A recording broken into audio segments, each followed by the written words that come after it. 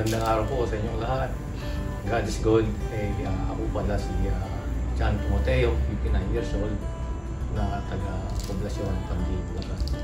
Ganito po ang nangyari po sa aking kalusugan about dito sa pangihina ko. Una po nanginala po ako at nagpa-check up lang ako.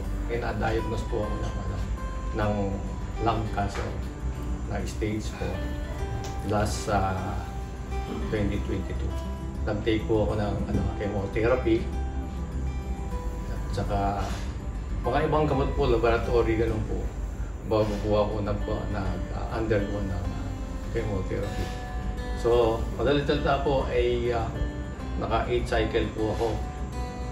After 8 cycle po, binibigyan ko po ako ng schedule ng 9 cycle.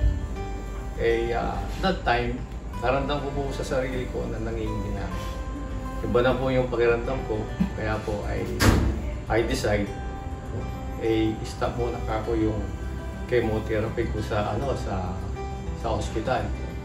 So ngayon, nag-iisip ako kung ano yung dapat gawin dahil kasi nag-decide nga ako na stop ako sa chemotherapy.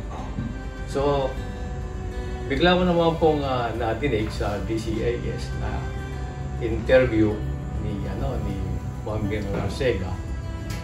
Meron silang question and answer about sa treatment procedure about sa Tree of Life Wellness Center.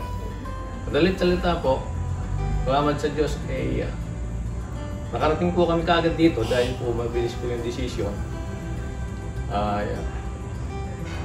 Nag-undergo po ako ng treatment dito. Malaki po ang pagbabago sa akin within 10 days.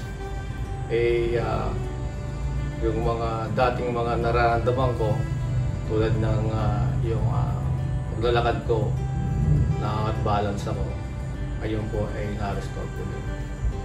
At saka po yung mga pain, nawala po yun. At saka po yung hirap kong paghinga. At saka po yung paglakad ko, ayun po ay mabilis na. So kaya ini-encourage ko lahat ng mga may sakit at karamdaman, subukan nila, maganda.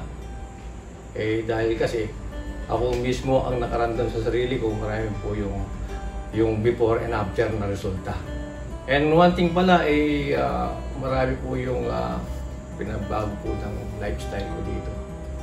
Especially sa discipline, sa food, at saka sa exercise. Siyempre, hindi po nawawala yun sa Diyos. At saka po yung ang malaking tiwala ko po dito, yung pong gamutan po nila dito, maganda po. Sapagkat po kasi all foods and medicine po kasi po sila, natural ways po nila, na plants diet po sila. Kaya salamat sa Diyos po,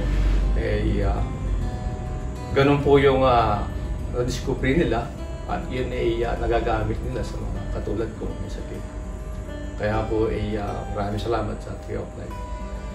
Especially sa founder ng Tree of Life, si Juan Bernal Arcega. At saka po sina Ma'am Yoli.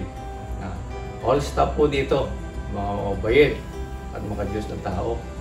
At saka po maraming po salamat sa buhay nila.